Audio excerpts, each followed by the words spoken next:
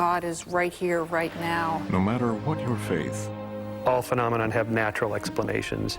There is no supernatural. or what you believe, The human longing is for meaning. how each of us understands the meaning of life comes down to one ultimate question.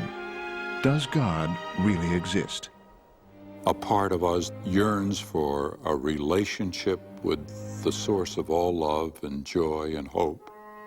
And another part that raises its fist in defiance. For more than 30 years, Dr. Armand Nicolai has taught a popular course at Harvard on the question of God. His text, Wake up. the writings of two of the most profound thinkers of the 20th century, C.S. Lewis and Sigmund Freud. Arguably, Freud is the most influential spokesman for the secular worldview. Religion is the universal, obsessional neurosis of humanity. And Lewis, the most influential spokesman for the spiritual worldview. I believe in God, as I believe the sun has risen, not because I can see it, but because by way of it, I can see everything else. This is the story of two men with very different ideas of human existence. Freud and Lewis represent conflicting parts of ourselves. Whatever part we choose will determine our purpose, our identity, and our whole philosophy of life. Tonight, take an emotional and intellectual journey into the lives and minds of these two giants as they try to unravel the meaning of life in The Question of God.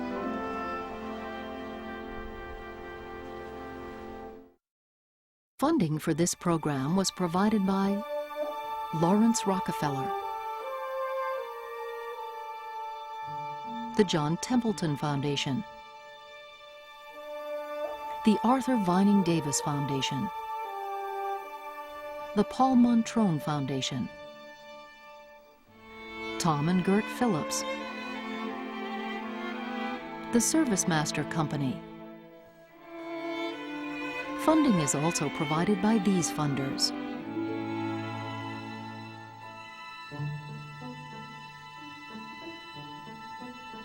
this program was also made possible by the Corporation for Public Broadcasting and by contributions to your PBS station by viewers like you.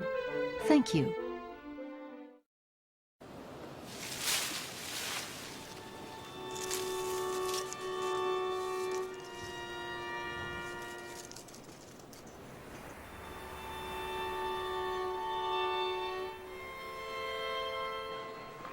All over the world, people are asking the same questions. What does it mean to love your neighbor? Why is there so much pain and suffering in the world? What does it take to be a moral person? Is there a God? A man who has spent his life exploring these questions is Dr. Armand Nicolai, a Harvard University professor and practicing psychiatrist.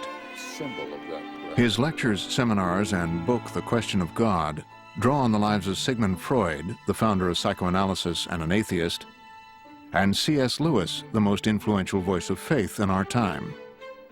Why Freud and Lewis? Well, few individuals have influenced the moral fabric of contemporary Western civilization more than Sigmund Freud and C.S. Lewis. We mortals have a root in the absolute. We yearn for that unity which we can never reach except by ceasing to be separate beings called we. Well, see, that's why... In Dr. Nicolai's seminar, C.S. Lewis the believer and Sigmund Freud the atheist are brought together in debate. And some days I don't believe so much. It has been my life's work to show man that his beliefs and his behavior are rooted not in divine truth, but in his own childhood fears and desires.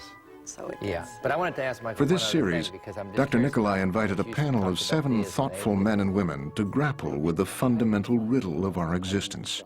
Whether we realize it or not, all of us possess a worldview. we make one of two basic assumptions. We view the universe as an accident, or we assume an intelligence beyond the universe who gives the universe order, and for some of us, meaning to life.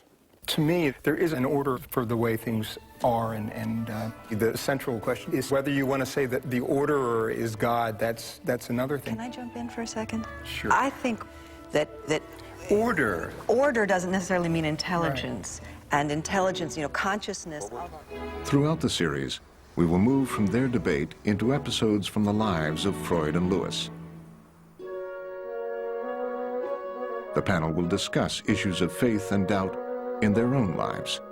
A large part of me, at many times, for a lot of reasons, has wanted to not believe, because it would be so much easier in many ways. The question is, I think, for me anyway, to what extent can somebody foist their beliefs on others or claim that their beliefs are true and that your beliefs are false? Right. Well, that's a real, True for you or true for all?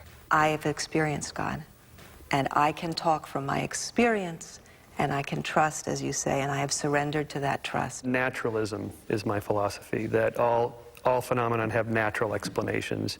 There is no supernatural. There's just the natural and stuff we can't yet explain. We're all betting on something, and we have incomplete information to place that bet. Ever since I've been a little girl, I've had very powerful experiences of God's presence. Let's look at these early life experiences as they occurred in Lewis's and Freud's lives.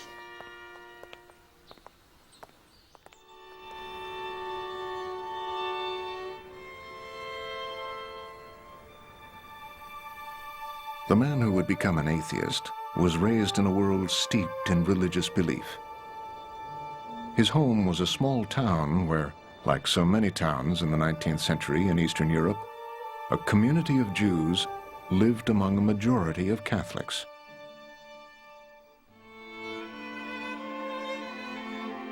It is not easy to recall those early days. Only a few fragments reach into my memory. But of one thing I am certain. Deep within me there continues to live the happy child from Freiburg, the son of a youthful mother, the boy who received from this air, from this soil, the first indelible impressions.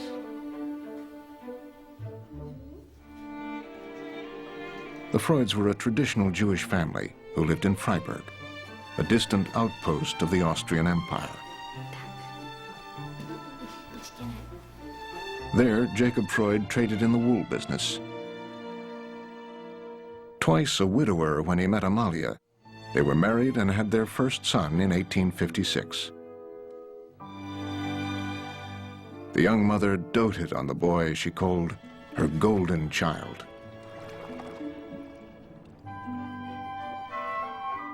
I have found that people who know they are favored by their mother give evidence in their lives of an unshakable optimism, which often seems like heroic attributes and brings actual success to their possessors.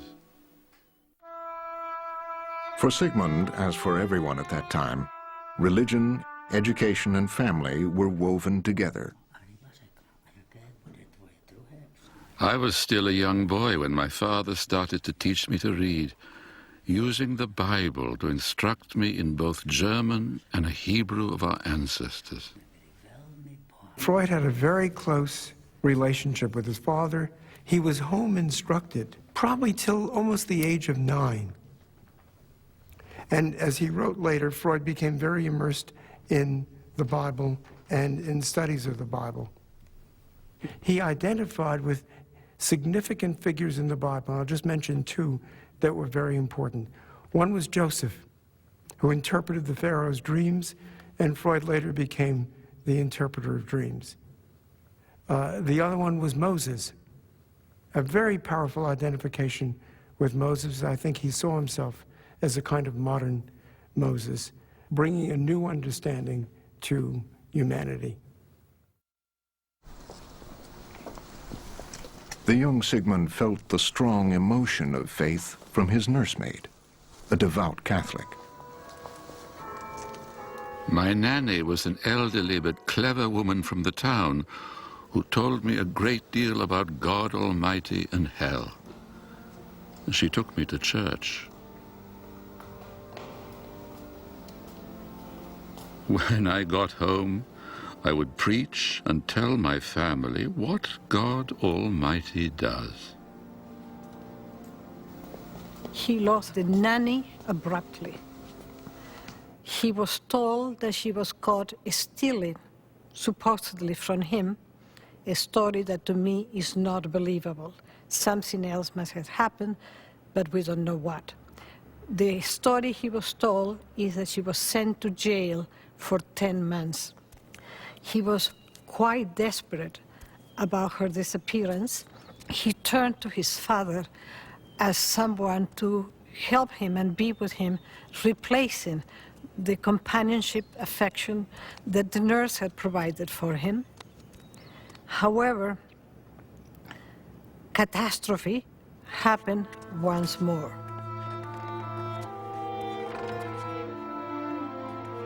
The branch of industry in which my father was concerned collapsed. He lost all his means, and we were forced to leave Freiberg and move to Vienna. So they changed from this little town in which they had a comfortable, good enough life, accepted, respected, to the ghetto of Vienna. And there the father was unable to earn a living. And from that moment on, they had poverty. The one hope in this new, diminished life was their gifted son, Sigmund. But his future presented a dilemma. Jacob Freud wanted to maintain his son's religious heritage, yet he also wanted him to succeed in the secular world outside the ghetto. His father hired a tutor, and that tutor gave him some rudimentary lessons in biblical Hebrew so he could read prayers. In retrospect, he sees this as a kind of a part of his secularization, because the man who teaches him, a man named Hammerschlag, is in point of fact a secular Jew. And Freud becomes a great friend of the family as he grows up. A spark from the same fire which animated the spirit of the great Jewish seers and prophets burned in Hammerschlag. Religious instruction served him as a way of educating the young toward love of the humanities. He made Jewish history flow out far beyond the limitations of nationalism or dogma. Sigmund easily won admission to secondary school. There, he would enter a whole new life. The second half of the 19th century is distinguished by the war between science and religion. That was not always the case. Newton was a deeply religious man. Kepler said, "I think your thoughts, O God." The more and more natural phenomena were explained in a scientific way rather than supernaturally, the more religion felt threatened. And I heard one clergyman say that belief in miracles began to subside with the invention of the electric light bulb. That let there be light. The new teaching captivated his imagination. I felt an overpowering need to understand something of the riddles of the world in which we live, and perhaps even to contribute something to their solution. I came to know all the fields of science, but to which of them would I choose to dedicate my life?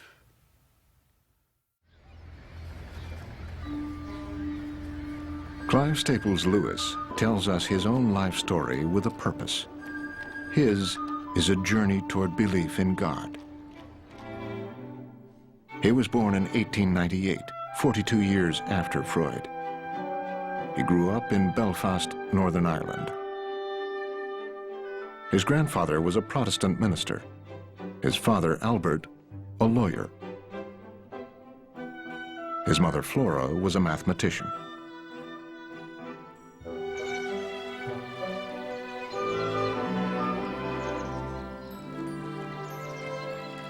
In 1907, they moved into Little Lee, which Albert had built for his wife. And there they were a very happy family.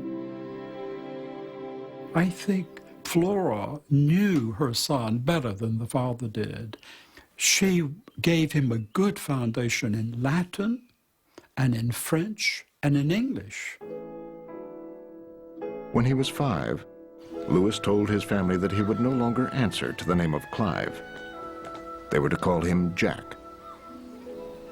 I am a product of empty, sunlit rooms, indoor silences, attics explored in solitude. Here, my first stories were written and illustrated. They were an attempt to combine my two chief literary pleasures, dressed animals and knights in armor.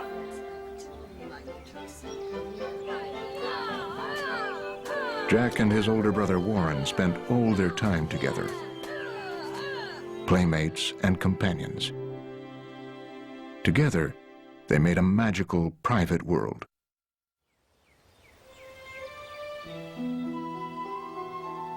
Once, in those very early days, my brother Warren brought into the nursery a box which he had covered with moss and garnished with twigs and flowers.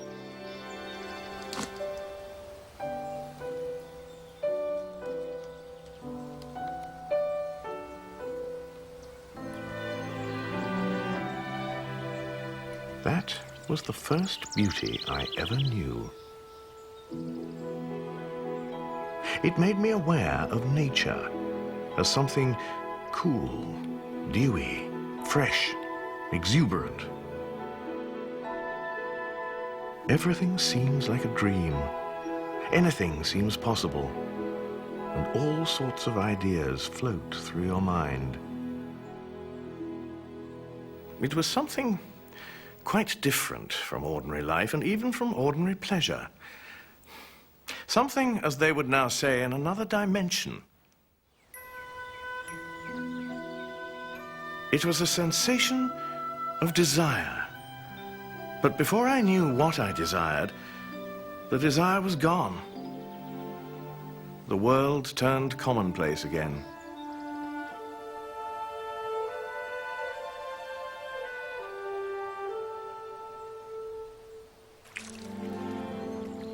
Throughout his life, Lewis would often remember the feeling aroused in him by the toy garden. He named that feeling joy. There's a pang of desire that this garden brings back, as though he once was someplace, which is now beyond his reach. It's lost to him, and he wants desperately to return to that.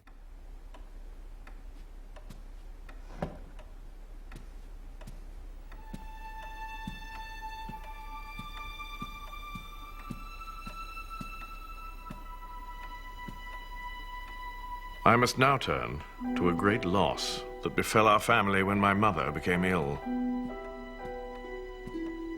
There were voices and comings and goings all over the house. Our whole existence changed into something alien and menacing as the house became full of strange smells and midnight noises.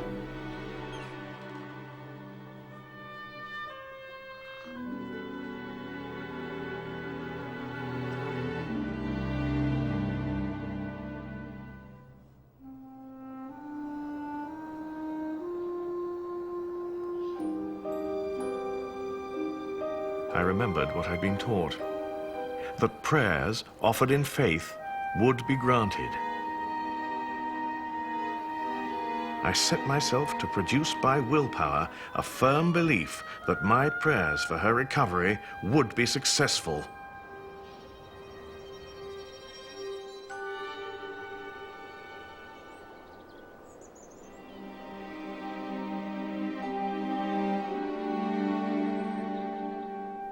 The thing hadn't worked.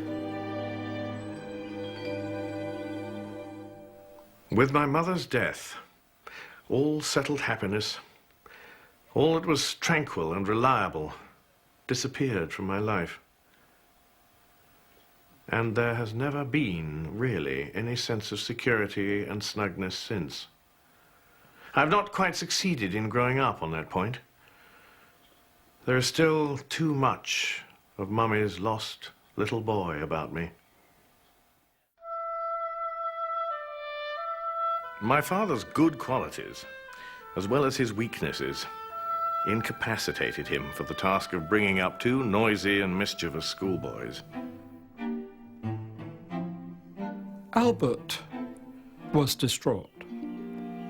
Now, we all know that if possible, the survivor needs to be strong for the children.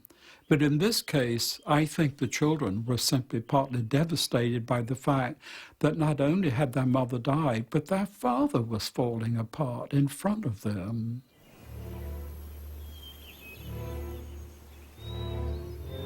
One day, my brother made a tent. He used a dust sheet from the attic and a stepladder taken from the house and turned into tent poles. My father came home from work. Then the lightning flashed and the thunder roared. He said he would close the house and we should be sent away to America.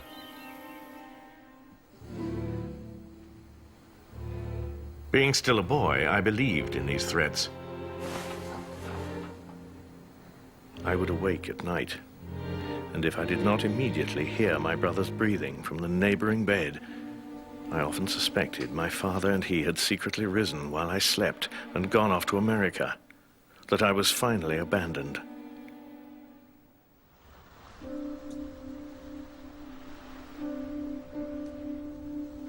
No more of the old security. It was sea and islands now. The great continent had sunk like Atlantis.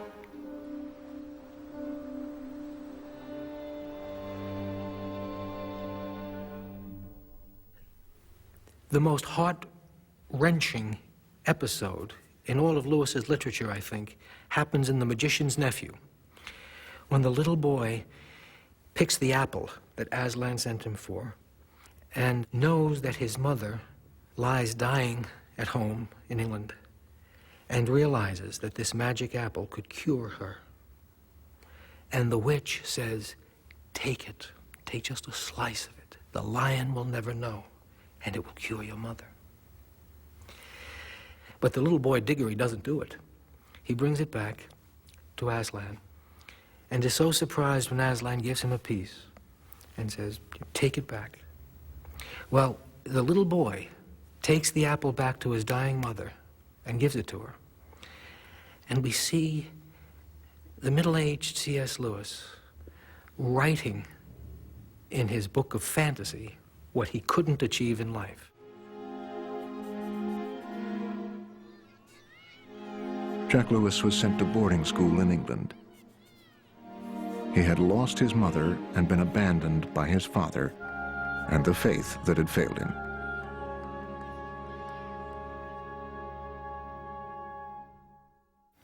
What I would like to ask is, how much was early family influences for you a role in accepting or rejecting a specific worldview?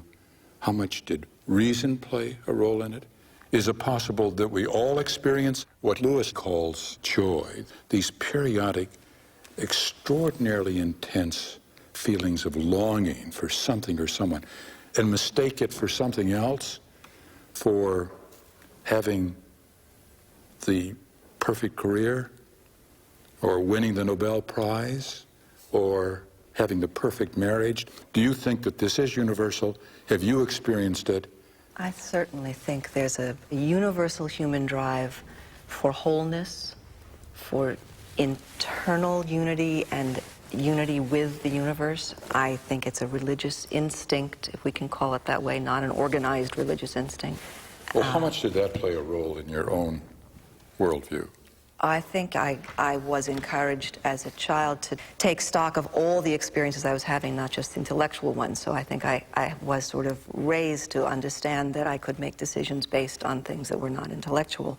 So that started the worldview. But as I have grown up, it's deepened my sense that we all have an organic drive towards the other, capital O. I mean, we're born into it. We're born as relational creatures. The first things we do is we look at our mom's faces. We won't survive if we're not in relationship. And I think that's part of how we manifest this religious instinct, this instinct for the other, that we are not sufficient unto ourselves as creatures and as beings. Are you saying that everyone has this instinctive drive for a relationship with the Creator?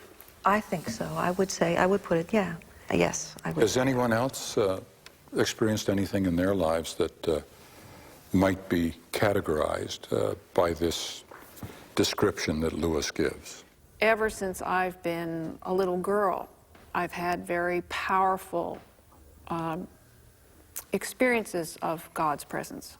And on the other hand, when I went to college, by Thanksgiving of my freshman year at the University of Pennsylvania, I came home and told my parents I was an atheist because I had just encountered the scientific worldview, and I said, whoopee, that's great. I don't have to believe all that stuff. And then at a certain point, I began to do Buddhist meditation because Buddhism is a non-theistic religion. And ironically, by just sitting, trying to keep an empty mind on my cushion, I found myself back in contact with God. And had I not done this practice from another faith, I wouldn't have had this experience that I could trust as an authentic experience, because it wasn't some priest or minister telling me what to believe. It was just me on my cushion, alone in a room. I decided to recognize that what I was experiencing was not an empty mind, but the divine presence. The greatest moments that I've experienced spirituality has been seeing people who make that life commitment to sort of break the momentum of living in a capitalist society, who say, okay, I'm going to try to create order in this society. I'm going to use my life to try to create peace. That's the transformative moment for me. It's not in churches for me. It's not. It's an active engagement in the world. I agree with you. I mean, in the practice of medicine, one-on-one with a patient in a relationship that is so utterly unique, you know, it's so rare that one has that degree of concentration in dialogue with another human being. And I find in even the small sort of illnesses all the way to the end-of-life situations, you know, they're all very spiritual experiences.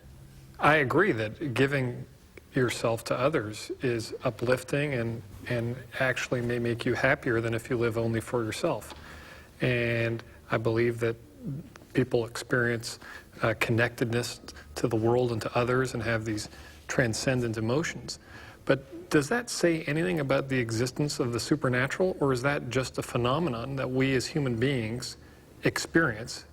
See, I think, Jeremy, it's that notion that we really have the spark of the divine. Every person you meet, whatever culture, background, when you take the time to listen to the stories, you see where God has, the hound of heaven, has really been after that person or has touched that person. And they've never had a chance to share it because they would not even call themselves religious. And, but this hound of heaven, the small voice, the spark, these are words trying to describe something. Well, that's part of the journey, trying to put inadequate wording to something that's so majestic and so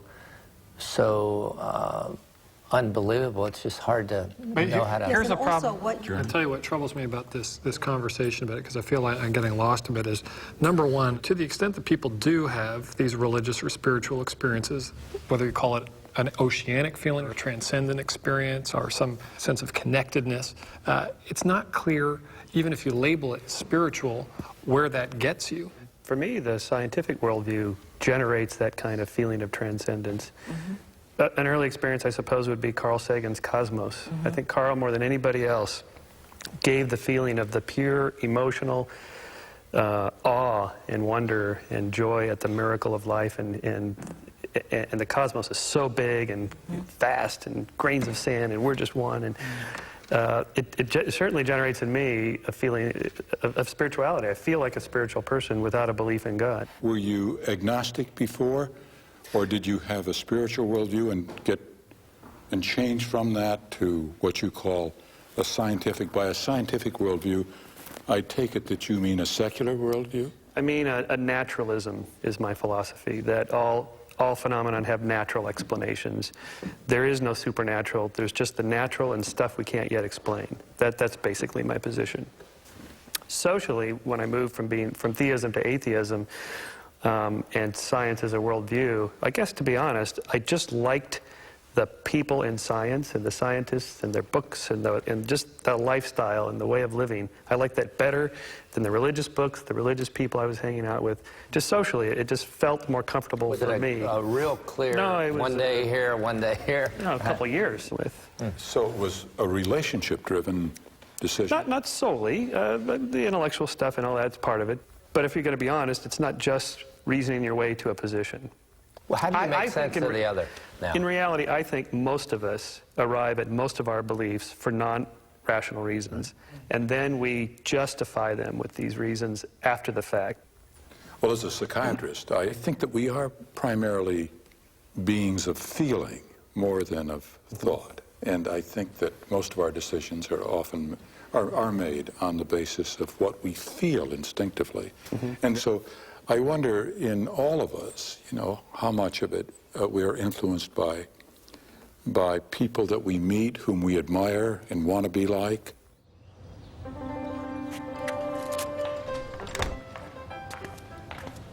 Freud's mentors were from the new world of science.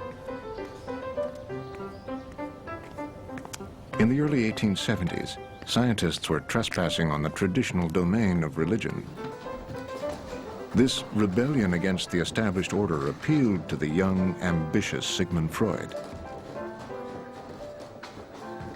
Freud enters into the university at a point where materialism, the notion that our bodies are collections of chemicals and chemical processes, has been victorious. The body now becomes something mechanical that can be understood through science, through lab science. I mean, this is a world in which realities of the body are at the center, not the metaphysics of the spirit. The theories of Darwin, which were then of topical interest, strongly attracted me, because they held out hopes of an extraordinary advance in our understanding of the world. He's a very smart guy, and he's reading the hot philosophers of the late 19th century. He reads Feuerbach, he reads or at least learns about Nietzsche. They argue that human beings have to be understood as biological entities in the world. Freud's passion was science. But the material world didn't replace his old love of the humanities. Along with biology and mathematics, he also chose a class on religious belief given by the philosopher Franz Brentano, a former Catholic priest. Brentano demonstrates the existence of God with as little bias and as much precision as another might argue the advantage of the wave over the emission theory. Franz Brentano is one of the cult figures at the university when Freud is studying. He's a guy who has this kind of charisma that we associate with the great teacher. And Brentano's philosophy is, in point of fact, a kind of a throwback philosophy. It's a philosophy that is, to be simplistic about it, romantic in its attempt to tie up every aspect of the universe.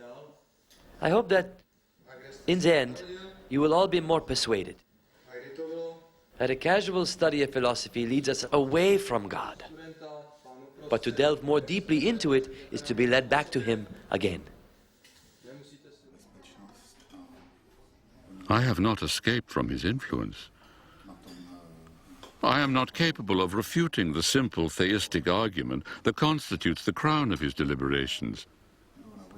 Indeed, I am making a thorough study of his philosophy. Meanwhile, I reserve judgment as to the question of theism and materialism. Freud, not only with Brentano, but with others, and especially within himself, contemplated and reflected upon the whole question of the proof of the existence of God, or the converse, disproving the existence of God. He came to the conclusion that it was not possible to definitively prove or disprove God's existence because it is not really a scientific question. Faced with the material world and the spiritual, Freud made his choice. I found rest and satisfaction in the physiological laboratory of the great Ernst Brücke. For 6 years, through painstaking study, I learnt the importance of observation in science. This was the foundation of everything. Through the end of the century, there are all sorts of major discoveries about the mechanics of the nervous system, and Freud is right in the middle of that. Freud's a neurologist. He learns how nerves work. When Freud goes off and studies the nervous systems of primitive animals, he's doing cutting-edge work. But his years in pure research ended in disappointment. My teacher strongly advised me, in view of my bad financial position, to abandon my theoretical career. I followed his advice, left the laboratory, and entered the general hospital, where I became a junior resident. Freud is establishing himself as a physician. He wants to be a professor, but this is really difficult. He's going to have to establish himself, but as somebody who's going to have a practice dealing with sick people. So on the one hand, he's got this professional moment, and this is the moment when young men decide they're going to get married. Freud had met Martha Bernays, a young woman from a distinguished and deeply religious Jewish family, and they fell in love. If today were to be my last on earth, and someone asked me how I had fared, he would be told, I haven't been happy simply because of the anticipation of one day having you to myself, and of the certainty that you love me.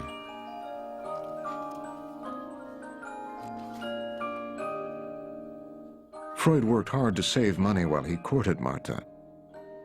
They waited for 4 years.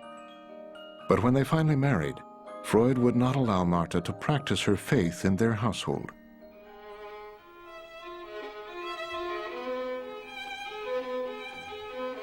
Freud sees himself as Jewish, not religiously as Jewish, but ethnically as Jewish, and he wants to have someone who is compatible to that construction.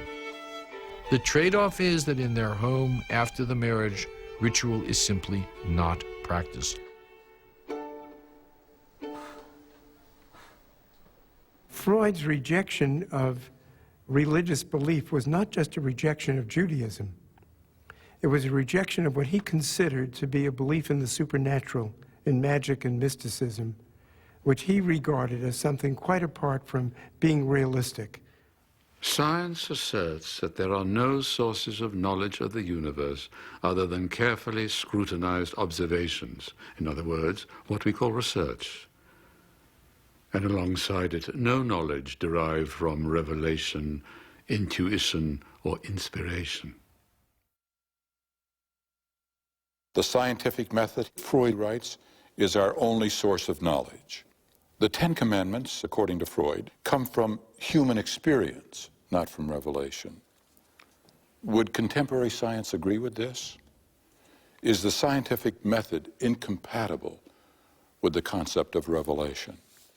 I mean, there's all sorts of philosophical schools, but one of the ones that seems to certainly make the most sense in a sort of common sense way is that, you know, there is a truth with a capital T, that certainly that's true in the way we do science. We operate with the assumption that things work together in a coherent, unified way. And analysis of the situation of the question of God is whether or not, the first step, does he exist or doesn't he? And the data are lacking. Right. But I'm troubled by the idea, that one can be willing to believe in something if it's not true. But just because it's not scientific doesn't mean it's not true. If reality is sitting in the middle of the table and we all are looking through a different window and a wall around the table, to me, science is just one of those windows looking there, and I can go over there and see a window, the art window, I can see the religion window, I can see the music window of reality. It's just, I don't understand why science in our age, by some people, is regarded as sort of the be-all and end-all of reality. Well, I'm one of those. I know, and but the reason is because there's an actual method to find out whether it's real or not. At least Yeah, but approach according it. to who? Materially What is real? But it's the only common objective standard. I mean, I can't quarrel with you if you say that you experience love or religion. That's your experience. The question is, I think, for me anyway, in terms of organized religion, to what extent can somebody claim that their beliefs are true and that your beliefs are false? Right. Well, that's a real, True for you or true for all? And if you want to say true for all, there has to be a common standard for evaluating those claims. Take a hypothesis or a theory, apply it to the facts. If the data doesn't fit the theory, you either have to discount the data and somehow explain it away, or you've got to modify your theory. And that's how science works. But I think this is the problem. We keep making this be the criteria for understanding. If we can understand it, it's one thing. If we can't, it's another. And we keep making these enemies of each other. But there's no other way to understand. Yes, there is. No, there are because tons of other ways to understand. It's not rational. But rational understanding is only one way of understanding. And we have become such slaves in the West, and certainly in this country, to only intellectual cognition is only one way of understanding. No. When you hold a child, you are understanding things about that creature that you're not using your cognition for. I think a statistic that people have come up with, and from various points of view, is that we're 1/4 conscious and 3/4 unconscious at all times, and that both are functioning together in tandem with self-knowledge, without self-knowledge. Isn't unconscious just another part of the brain that's operating? It's not some mystical force. We're not force. just brains. No, it's not a mystical force, but it's unconscious. We can't know it in the same way. But we know it in a different way, a different naturalistic way. It's all natural. Give us the answer.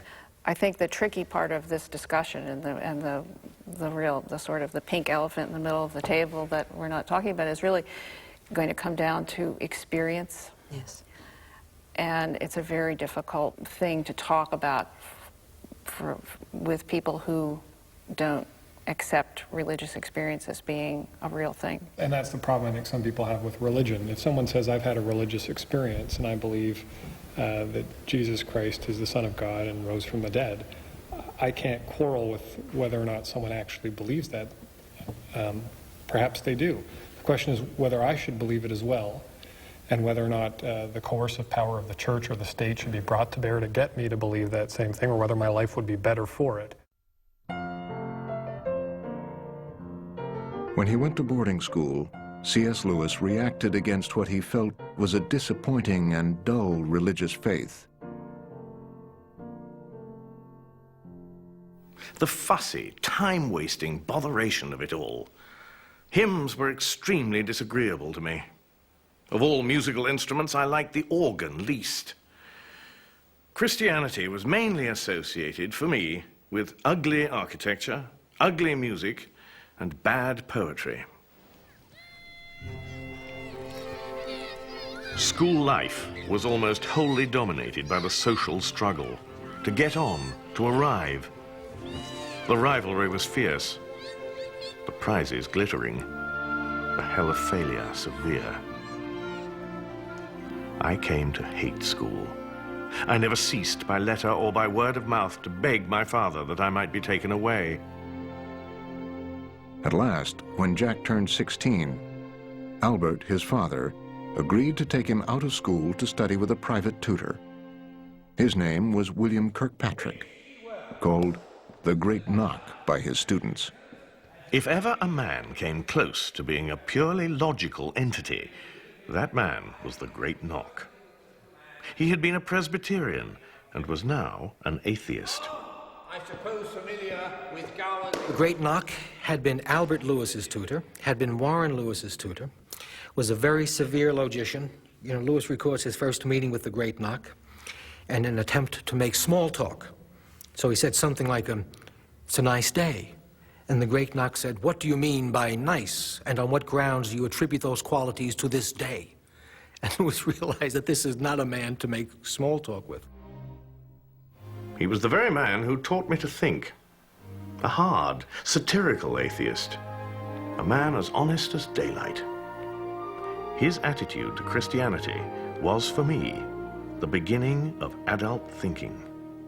The impression I got was that religion in general, though utterly false, was a natural growth, a kind of endemic nonsense into which humanity tended to blunder.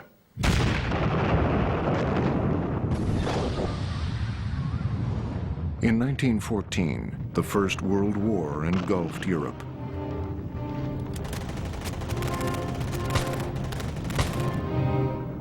Three years later, at the age of 17, Lewis won a coveted scholarship to Oxford University. But before his freshman year was over, he decided to enlist in the British Army.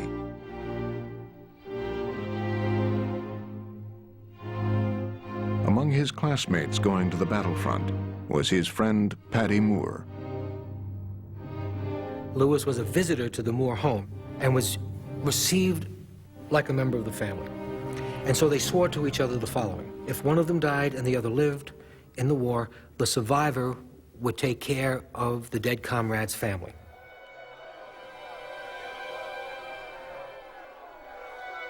The war was a kind of crusade to the youth of Europe. They were convinced that the enemy were demons. They were convinced that theirs was a cause worth dying for. And 9 million did.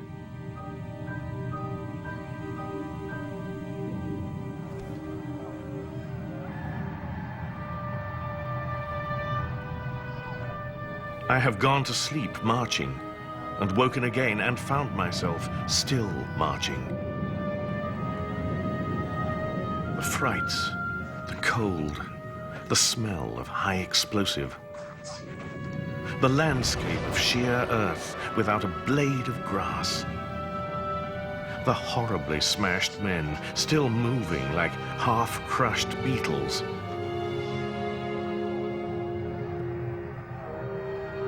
Lewis was on intimate terms with pain. He was wounded in World War I. He saw the sergeant who had saved his life blown up next to him. In other words, he knew, as that generation did, the horrors of the Great War.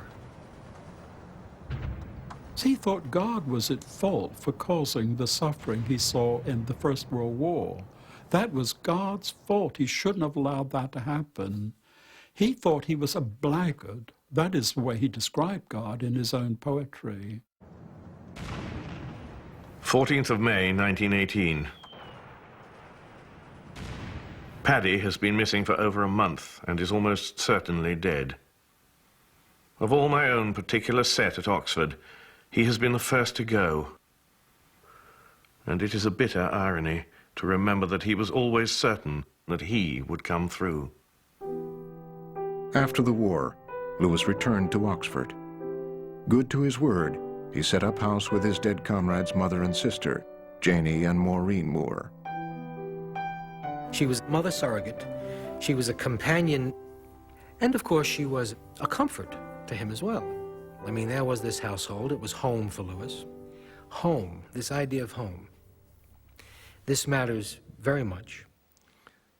The early loss of my mother, great unhappiness at school, and the shadow of the last war, and presently the experience of it, had given me a very pessimistic view of existence. My atheism was based on it. Life experience turned Lewis away from faith in God, but Freud believed that his atheism was the result of an intellectual process.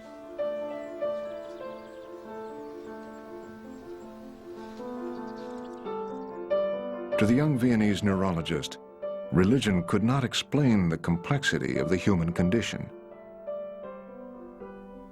This problem led him to the most critical insight of his life and his work.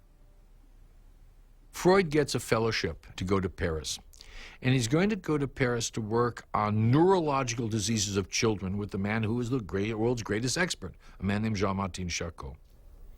Charcot is working with hysterics. That is, people who have physical symptoms that don't seem to have a physical cause.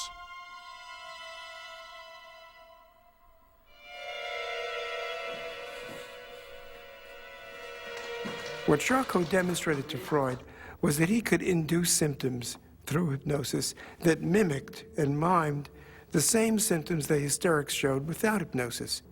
So he could induce paralysis, convulsions, blindness, and it made Freud realize there were mental processes that go on very significantly outside of conscious awareness. He puzzled about hypnosis. How is it that I can affect a human being's mind without his consciousness?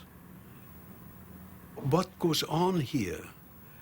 That there's a powerful influence without the knowledge and the cognition of the patient.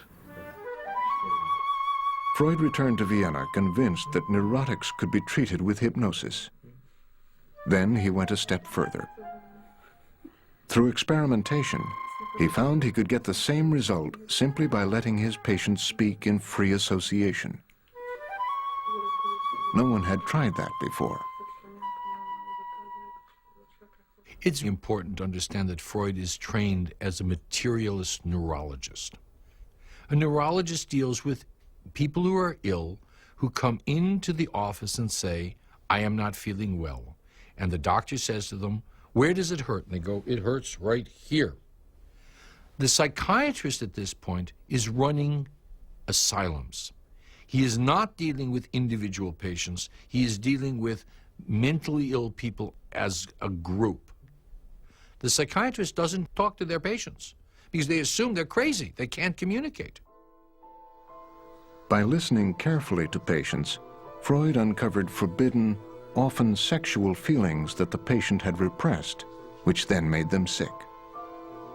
This discovery was so threatening to Freud's professional colleagues that they completely rejected him. Word was given out to abandon me, for a void is forming all around me. This year, for the first time, my consulting room is empty. For weeks on end, I see no new faces, cannot begin any new treatments. Deeply in debt, Freud struggled to support his family and his aging parents, who had never recovered from the failure of his father's business. But on Freud's 35th birthday, his father gave him the cherished family Bible. Jacob Freud gave the Bible to him with a most moving dedication, composed into a very particular way of petitioning Freud to return to the Torah.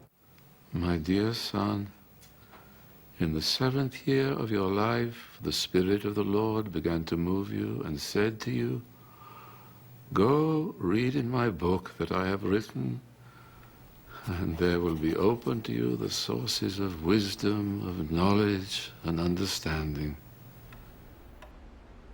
You have looked upon the face of the Almighty, have heard and striven to climb upwards, and you flew upon the wings of the Holy Spirit. Each sentence had a profound biblical meaning and, at the same time, a profound personal meaning for his son to whom he was addressing the dedication. For the day on which you have completed your 35th year, I offer it to you for a remembrance and a memorial of love from your Father, who loves you with unending love. Jakob Freud. He invited him to use the book again and to get the richness from the book, but Freud could not do it. 5 years later, Jacob Freud's long life came to an end. The old man's death affected me deeply. I valued him highly, and he meant a great deal in my life. By the time he died, his life had long been over, but at death, the whole past stirs within one. The death of his father was a nodal point in further launching Freud toward an introspective examination of his own internal feelings. It left him somewhat depressed, somewhat anxious, but also in a very analytic frame of mind. In my inner self, the whole past had been reawakened by this event. I now feel quite uprooted. There is still very little happening to me externally, but internally, something very interesting.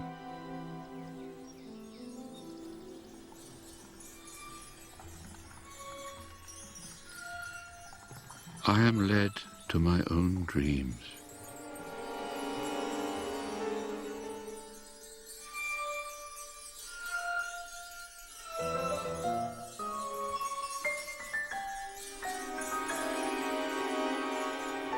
As I fall asleep, involuntary ideas emerge, fermenting and simmering in me. Masses of bristling riddles lie round about. They lead me through all the events of my childhood.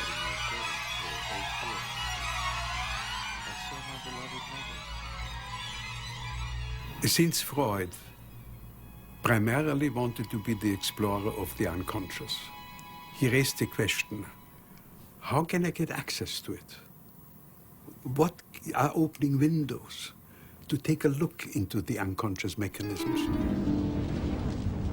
And then he said, dreams.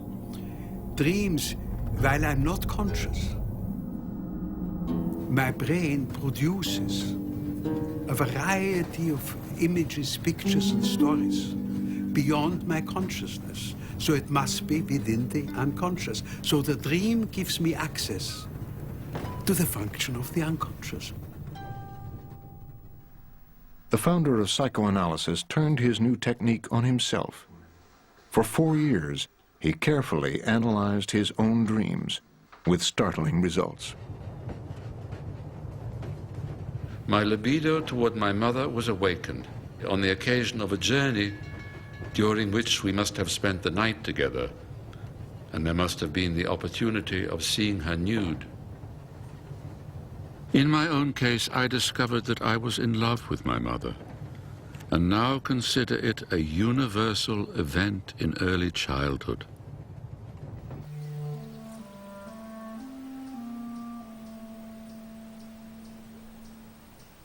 Through his dream work, he recalled a scene with his father that revealed his childhood admiration and disappointment in this powerful figure. My father began to take me with him on his walks and revealed to me his views on the world. One time he related to me a story that left a profound impression on my life, though not the one that he had hoped. He said he wanted to tell me how much better things for the Jews were now than before. Then he told me, "When I was a young man, I went for a walk in the streets of your birthplace. I had a new fur cap on my head. a Christian came up to me and knocked off my cap into the mud and shouted, "Jew, get off the pavement." I asked my father what he had done. He said, "I went into the roadway and picked up my cap." This struck me as unheroic conduct on the part of the big, strong man who was holding the little boy by the hand. The self-analysis revealed to Freud that he harbored ambivalent feelings toward his father. The feelings he had been aware of, respect, even veneration, love, admiration, coexisted with opposite feelings. They coexisted with feelings of disillusionment, disappointment, anger, resentment, and hostility. The hostility went so far as to include unconscious, before analysis, Freud was not aware of this, unconscious death wishes. He then began to understand that he also viewed his father as a rival for his mother's love. And that would lead us directly to Freud's analysis of the myth of Oedipus. It is the fate of all of us to direct our first sexual impulse towards our mother and our first murderous wish against our father. Oedipus shows us the fulfillment of our own childhood wishes. In that myth, Oedipus unwittingly, unknowingly, meaning unconsciously in our terms, marries his mother and kills his father. With the Oedipus complex, Freud theorized that people have their own internal mythology, created from their earliest childhood experiences. He thought that religious beliefs were merely projections of our own fears and desires. The child's attitude to the father is colored by a particular ambivalence. The father himself constitutes a danger for the child, perhaps because of its earlier relation to its mother. Therefore, it fears him no less than it longs for him and admires him. The indications of this ambivalence in the attitude toward the father are deeply imprinted in every religion. What Freud saw was that our Father who art in heaven and our Mother who art in heaven were the idealized parents of childhood. So the Heavenly Father, the Divine Mother, for Freud became the king and queen of fairy tales. God was the exalted Father, and the longing for the Father is the root of the need for religion.